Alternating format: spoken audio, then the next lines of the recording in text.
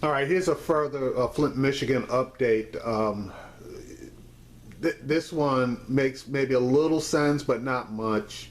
It has to do with a federal lawsuit that was filed, and apparently it was dismissed, and supposedly advised to be pushed down to the state of Michigan court system. All right, folks, residents of Flint, Michigan are experiencing a minor setback in their search for justice following the city's lead contamination crisis. A federal court judge in Detroit dismissed a class action lawsuit seeking $150 million in damages. Instead, the judge advised the lawsuit be refiled in state court to allow the allegations to be addressed by regulations set by the Environmental Protection Agency. The lawsuit sought compensation to replace water lines in every Flint home and for all Flint residents who paid water bills between April 2014 and November 2015. Also, Utah Senator Mike Lee continues to uphold the funds, federal funds that can go to replace the pipes, and so we'll keep the pressure on him, and so we'll give the number later in the show. In Baltimore, earlier in the show, you heard me talk about the health crisis in terms of in Flint, and I didn't go to the panel on that, but I got to ask all of you, you've worked in politics, the importance of people calling, emailing, tweeting, putting pressure on folks like Utah Senator Mike Lee when it comes to fighting for the folks in Flint.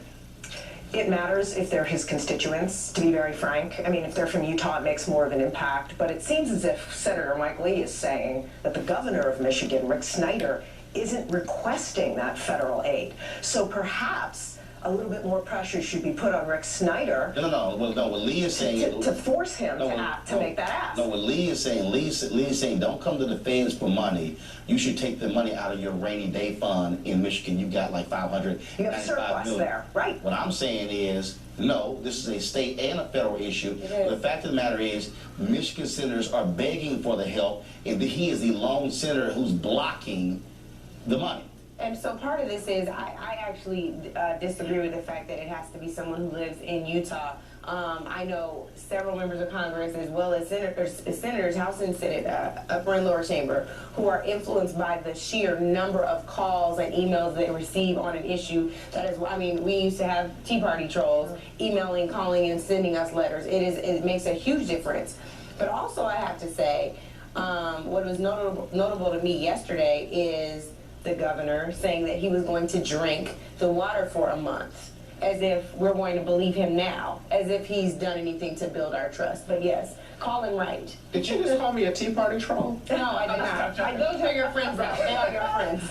But to your point, well, I think it's a good thing to do for constituents to call, or residents to call their members. So in addition to calling Mike Lee, they should also call their member of Congress and say, put pressure on your colleague. Tell them to do this. I'm your constituent and this matters to me. So I would do all of it is good. And I got to ask you in Paris and Rhonda, where's Congresswoman Mia Love from Utah, member of the Congressional Black Caucus? Why is she not publicly saying, Senator Lee, stop standing in the way. These folks need help. This is an American city. And also, you're from Utah.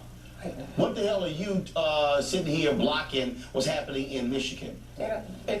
Let me tell you, Mia Love, she may be a member of the Congressional Black Caucus. I'm not really sure if she accepted the membership or not.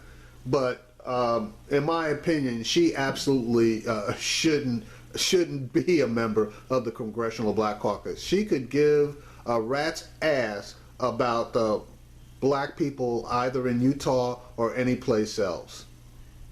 Look, when you are a black member of Congress, you can say that, you know, this is not my state, this is not my issue, but there's a responsibility that comes with who you are culturally and because of your race. And I think that Congresswoman Love needs to be more engaged on these issues because she is a national figure. Right, and I would ask Roland, who's got a coalition together? Who's actually going up to the Hill and lobbying? I mean, you're clearly doing a lot here on the show.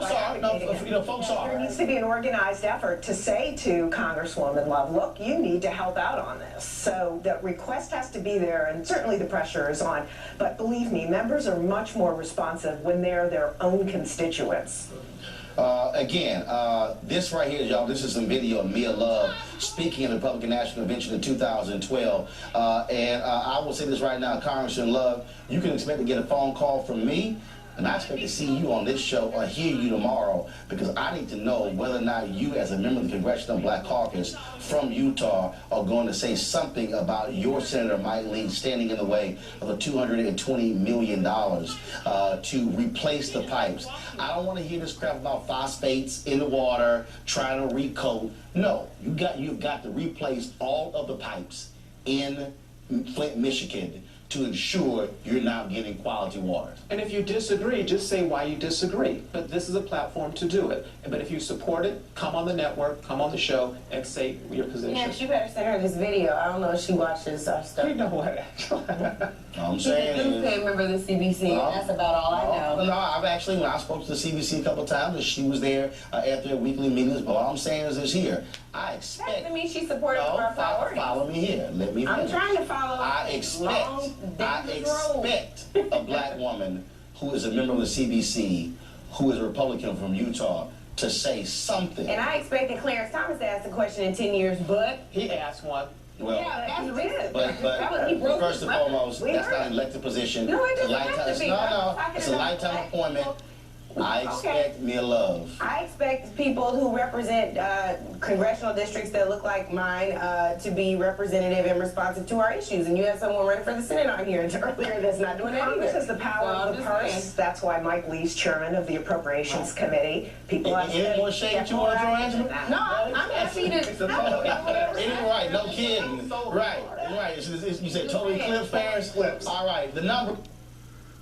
All right, so that's just a further update on the Flint situation. But yeah, Mike Lee, the official line that I got when I called, and I'm probably going to call again today, is that he's standing in the way of this, and he's the chairman of the Appropriations Committee, is because the money to pay for this can't be found until 2021. And in my opinion, I said yesterday to the woman on the phone, that was bullshit. Anytime they want to go fight a war somewhere, they can automatically find the money. But now when it comes to helping citizens of the country, now all of a sudden they can't find any money. And again, I told the lady yesterday that was bullshit. I told her it was the Fed's job to help, and what I said was it's the Fed's job to support people. The lady came back, it's not the federal government's job to support people. Okay, I counted, it is the federal government's job to support people in their aspirations to have life, liberty, and the pursuit of happiness. And she bounced over to another scripted response.